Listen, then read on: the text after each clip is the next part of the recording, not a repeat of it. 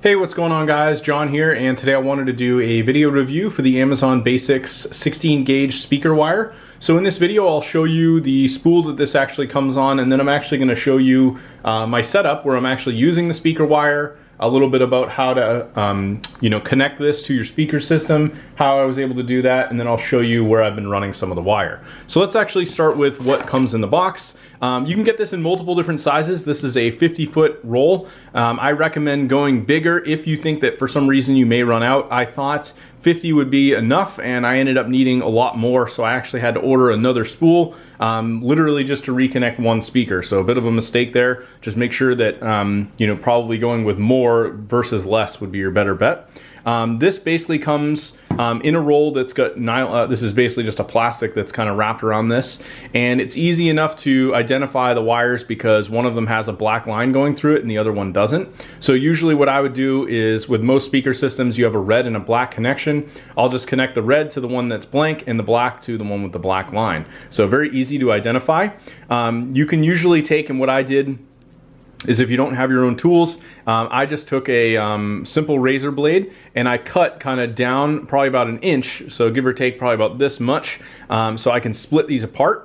And then I slowly just circle around to the point where you can kind of feel the inner portion of the actual copper in the wire, and then you can simply just pull the actual sleeve off. I'd probably say about 1/4 of an inch is going to be a good bet. And then when you're done, what I recommend doing is actually spinning the copper, and that way it's not going to bundle up on you or kind of expand out as you try to connect it into your speakers. So let's actually go take a look. I've got some of this already connected. To give you some idea, I have a Sony home theater system here. So these are all passive speakers connected to a Sony STR DH790. This is basically a Dolby Atmos based receiver.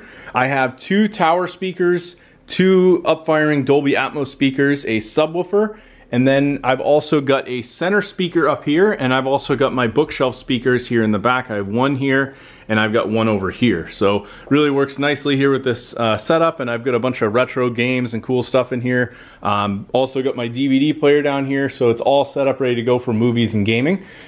Basically with these, I'll show the wire I've got here. This is the actual Amazon wire running here. If you're going to be connecting this to some rear surrounds, you probably want to get something like, in my case, I have a carpet. I'm going to actually get some pads that secure the carpet down, so that way when people walk on this, it's not going to move and the wire will just kind of be hidden, as you can see right across here.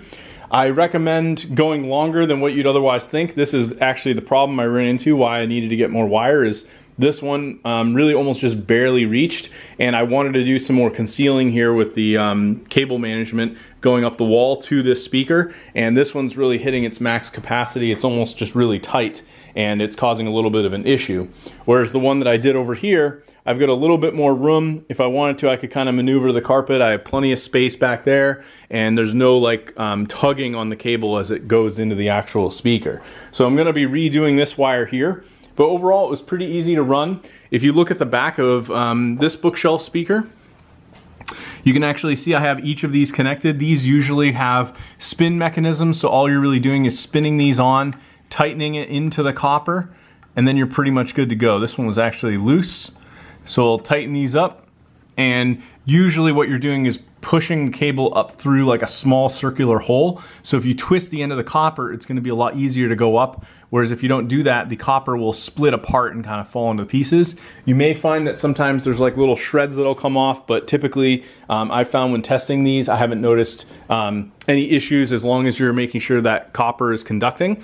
Another thing to be aware of is when you're connecting this, especially to your receiver, you don't want to cross the wires, as that can cause issues. This particular Sony receiver has a protection element in it.